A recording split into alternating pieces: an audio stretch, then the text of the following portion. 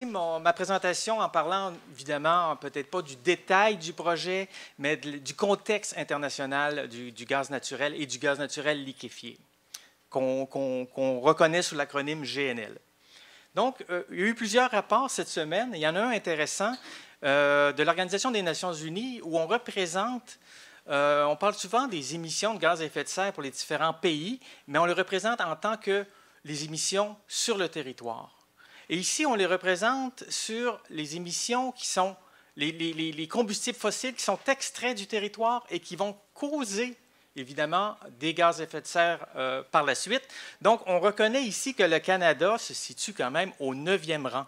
Donc, en termes de responsabilité dans les changements climatiques, dans le réchauffement planétaire, je pense qu'on a vraiment, malheureusement, notre mot à dire avec 950 millions de tonnes à l'heure actuelle, alors que la France ne serait responsable que de 2 millions de tonnes. En ce qui concerne le gaz naturel, on est, selon certains, on est le 4e producteur mondial, ou le 5e ici, selon la figure, tout de suite derrière le Qatar, et signalons que les États-Unis sont présentement le 1er producteur mondial à cause, évidemment, de l'essor de la fracturation hydraulique.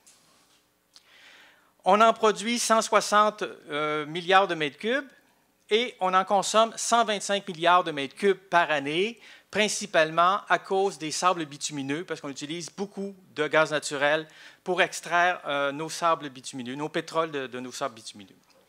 Donc, 125, ça en laisse quand même pour exporter, de l'ordre de 84 milliards de mètres cubes par an. Donc, on se situe en 5e place, tout de suite derrière les États-Unis.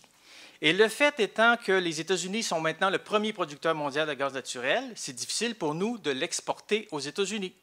Il faut l'exporter sous une autre forme, et c'est pour ça que, comme l'indique ici l'EIA, c'est qu'à cause de cette impossibilité d'exporter vers les États-Unis, eh bien, le principal moteur pour un futur accroissement de notre production de gaz naturel, bien, ça devra se faire via le gaz naturel liquéfié. Donc, à l'heure actuelle, on a énormément de demandes qui ont été déposées à l'Office national de l'énergie, qui s'appelle maintenant la Régie de l'énergie du Canada, je crois. Et on en compte beaucoup sur la côte ouest, la côte du Pacifique, donc 33, comme on le voit ici en Colombie-Britannique, mais il y en a quelques-unes au Québec, une à Bécancour, une à Saguenay, celle qui nous concerne, et il y en a d'autres aussi sur la façade atlantique. C'est ce qu'on voit ici. Donc, le gaz naturel liquéfié, à l'heure actuelle, ça représente environ 10% du gaz naturel sur la planète. L'autre 20% que vous voyez ici en vert, c'est ce qui est transporté par pipeline.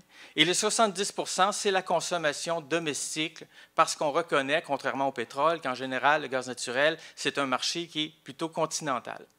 Donc, on va regarder ce qui concerne strictement le gaz naturel liquéfié. Et on peut voir ici sur la figure que de 2003 à aujourd'hui, c'est allé en s'accroissant, et qu'on voit apparaître un certain nombre de pays qui deviennent exportateurs de gaz naturel liquéfié. Et depuis 2017, les États-Unis sont maintenant exportateurs de GNL. C'est ce qu'on voit ici, le petit carré en rose.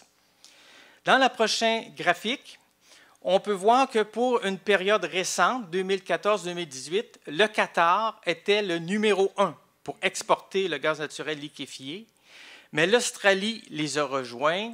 Et il y a les États-Unis qui ont amorcé l'exportation, etc., etc. Et le Canada, lui, se retrouve à la toute fin avec 0, puisque nous n'exportons pas encore de gaz naturel liquéfié. Dans la prochaine figure que je vous ai présentée, c'est les projections pour les 4 prochaines années. Et on peut voir que l'Australie a pris la tête. Elle devrait continuer sur sa lancée, si on peut dire, mais les États-Unis aussi vont exporter beaucoup à l'avenir. La Russie également ne donne pas sa place, et également le Qatar. On a appris il y a 2 jours que le Qatar veut pratiquement tripler la quantité exportée de gaz naturel liquéfié. Donc, on se retrouve avec plusieurs joueurs. Et si vous regardez complètement à droite, vous voyez le Canada. Il y aurait le projet Énergie Saguenay. Donc, ça nous amène à peu près à l'échelle de 2 milliards de pieds cubes par jour de gaz naturel ou d'équivalent de gaz naturel qui serait exporté. Et puis, il y a d'autres projets, comme le projet Petronas, le projet qu'on appelle sur la côte ouest en Colombie-Britannique. Donc, comme on peut le voir, il y a plusieurs joueurs et on est les derniers sur la ligne de départ.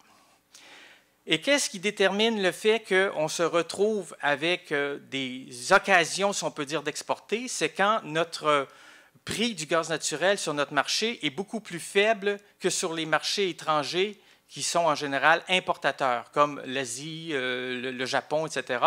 Donc, on se retrouve avec certains différentiels, et certaines années, le différentiel est très grand, puis on peut voir que ça peut se rétrécir et ensuite ça augmente. Donc, à l'heure actuelle, en 2019, comme on peut voir, là, on a un certain écart qui pourrait être suffisant probablement pour exporter en ayant une certaine rentabilité économique.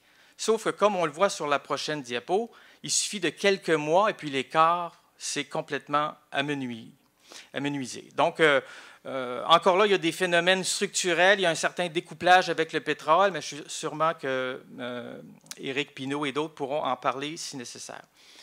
Donc, si on revient maintenant à notre projet ici au Saguenay, l'argumentaire du promoteur, c'est que ça va permettre de sauver des gaz à effet de serre ailleurs, parce que le gaz naturel produit moins de gaz à effet de serre que le charbon, par exemple. Donc, moi, j'indique ici aux promoteurs qu'ils ont deux conditions à remplir s'ils veulent faire la démonstration que c'est bel et bien le cas. Il va falloir étudier l'empreinte carbone du GNL et voir si elle est vraiment plus petite que celle du charbon et du pétrole. Et deuxièmement, il va falloir s'assurer qu'il y a une véritable substitution et non pas un accroissement de la demande et du gaz naturel et du charbon et du pétrole, comme on le voit présentement. Donc voilà, en ce qui concerne la première condition sur l'empreinte carbone, on sait que les émissions fugitives sont extrêmement importantes. On considère généralement, dans la plupart des textes, qu'il suffirait de 3 % d'émissions de fuite de gaz naturel ou de méthane à l'échelle de tout le parcours, si on peut dire, du gaz naturel pour que ça soit plus rentable par rapport au charbon, par exemple. Donc, 3 % pour ce qui est des centrales au gaz, mais seulement 1 % en ce qui concerne l'utilisation du gaz naturel pour le transport. Donc, juste pour vous remarquer ces deux chiffres-là, dans l'étude du CIREG, au lieu d'avoir 1 et 3 %, ils disent qu'il faudrait des seuils de 3 et 15 % pour que vraiment ce soit des fuites qui seraient comparables aux gains ou aux bénéfices que la compagnie s'attend à avoir. Donc, là, il y a quelque chose qu'il faut comprendre. Là. Ici, il y a une autre étude cet été de Howard qui, lui, a fait des mesures isotopiques dans l'atmosphère et, en faisant quelques hypothèses, est arrivé à un taux de fuite de l'ordre de 3,5 %. Donc, si on regarde toujours le 1 et le 3 % de taux de fuite maximal, ou les seuils où le gaz naturel est plus bénéfique par rapport au charbon, on peut s'apercevoir que là, on est au-dessus. Ça pourrait même être pire que le charbon. Donc, les mesures isotopiques, évidemment, ce qui est compliqué dans le jeu, c'est que si on considère différents hydrocarbures, les signatures isotopiques sont pas mal semblables. Et quand on les compare, mettons, avec d'autres d'origine biologique, etc., on s'aperçoit qu'on a un tableau qui n'est pas très clair. Mais il y a des scientifiques à l'heure actuelle qui essaient d'être le plus minutieux possible pour aller chercher la provenance du méthane qu'on retrouve dans l'atmosphère et faire un bilan le plus exact possible de la situation pour savoir c'est quoi qui est dû. Est-ce que c'est les vaches qui sont en cause? Est-ce que c'est nos lieux d'enfouissement ou nos installations de gaz et de pétrole? Donc, c'est ce que je vous indique. Il y a un article de Saudoin qui devrait sortir bientôt. Pour avoir un bilan méthane. Des fois, il était fait avant, à tous les 4 ou à tous les 5 ans. Là, il va en sortir un cette année. Donc, il y a plusieurs auteurs qui signalent que le gaz naturel liquéfié, c'est une mauvaise solution climatique. D'une part, parce que le gaz naturel en est probablement une, et qui dit liquéfaction dit opération supplémentaire. Donc, encore là, il y a des probabilités d'émission, de fuite, etc. Et ça coûte beaucoup d'énergie. Donc, ce qui est écrit ici en anglais, mais je vous le dis vraiment dans mes termes, c'est que finalement, dans un terme assez proche ou un terme un peu plus moyen, c'est vraiment, ça risque de causer un réchauffement planétaire et de faire en sorte que la transition ne s'effectue pas vers des énergies décarbonées. Donc, on passe par une voie parallèle, mais qui finalement nous retarde sur ce chemin-là. Il y en a d'autres qui sont beaucoup plus sévères, comme ici un article tout à fait récent, d'à peu près 3 semaines de NACE. Il parle vraiment d'une situation où le gaz naturel qui apparaissait comme un sauveur, un héros, devient maintenant un zéro, au fur et à mesure que les études maintenant sortent, si on peut dire, un peu plus précises. Et ce n'est pas les seuls, il n'y a pas que des scientifiques qui disent ça, il y a même des présidents de compagnies comme Woodside, Chevron, qui disent qu'à cause des fuites, justement, fugitives de méthane, eh bien, qu'on en arrive justement à une situation où le gaz naturel apparaît aussi pire que le charbon et que c'est devenu un nouveau démon, si on peut dire. Donc, ils en sont très conscients et ils essaient de faire en sorte, évidemment, par la voie des lobbyistes, faire en sorte que on essaie de s'en tirer malgré tout. Mais même des gens comme Fatih Birol, qui est le président de l'Agence internationale de l'énergie, qui dit que ça va quand même demeurer le talon d'Achille du gaz naturel. Bien, ce sont évidemment ces fuites fugitives, puis il faut régler la situation des fuites de méthane. En ce qui concerne la substitution, je vais passer bien vite. J'aurais pu présenter plusieurs graphiques. Je n'en présente que 2. Il y en a un ici qui est tiré toujours de l'Agence internationale de l'énergie, qui est basée à Paris, où on peut voir que pour la Chine, d'aujourd'hui jusqu'à 2018, la petite partie que vous voyez en jaune, ça correspond aux diminutions de gaz à effet de serre qui seraient dues à la conversion de centrales au charbon en centrales au gaz naturel. Donc, on voit que c'est vraiment négligeable. Autre graphique ici, ce sont les centrales au gaz qui sont construites par année. Et on peut voir que ça va en diminuant. Donc, encore là, OK, je vais aller un peu plus vite pour essayer de terminer, juste pour vous indiquer que, justement, ce n'est pas clair si ça va être favorable ou non de procéder à la liquéfaction de gaz en termes de lutte au changement climatique. Pour le cas du Saguenay, je vais vous présenter, j'ai fait plusieurs tableaux Excel, mais je vais vous présenter le tableau final, si on peut dire, de ce que pourraient être les émissions de gaz à effet de serre. Donc, on a l'étude du CIREG qui a été commandée par le promoteur, où on arrive à un total de 28 millions de tonnes par année d'équivalent CO2, alors que moi, j'arrive à 52 mégatonnes. Et pourquoi j'arrive à ce chiffre qui est pratiquement le double? C'est parce que je présume qu'il y a une quantité significative de fuite de méthane. Donc, j'ai présupposé 1,5 % en amont et 1,5 % en aval. Et j'arrive à cette quantité-là. Et il y a eu d'autres études qui ont été faites justement pour l'usine de liquéfaction de Pacifique Nord-Ouest, ou projet Petronas. Et on peut voir que là aussi, les émissions sont quand même assez considérables, comparables à ce que j'ai calculé, et on peut voir que ça excède de beaucoup les cibles de la Colombie-Britannique s'ils veulent respecter justement leur réduction de gaz à effet de serre, pour un seul projet. Donc, je termine maintenant en vous indiquant que nos émissions, malheureusement, vont en augmentant. Il faudrait les réduire pour respecter un certain budget carbone, et plus on attend, plus il faut les réduire rapidement.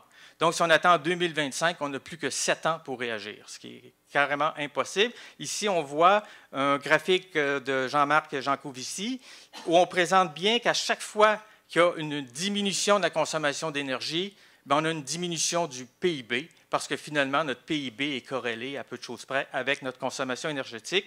C'est ce qu'on voit ici aussi dans la décomposition de Kaya, comme on le présente souvent. On voit que le rapport entre la quantité de CO2 et la quantité d'énergie demeure à peu de choses près pareil depuis 1990. Il n'y a pas de gain qu'on est allé chercher en termes d'intensité carbonée, alors qu'on s'en est fait vraiment parler souvent par M. Harper.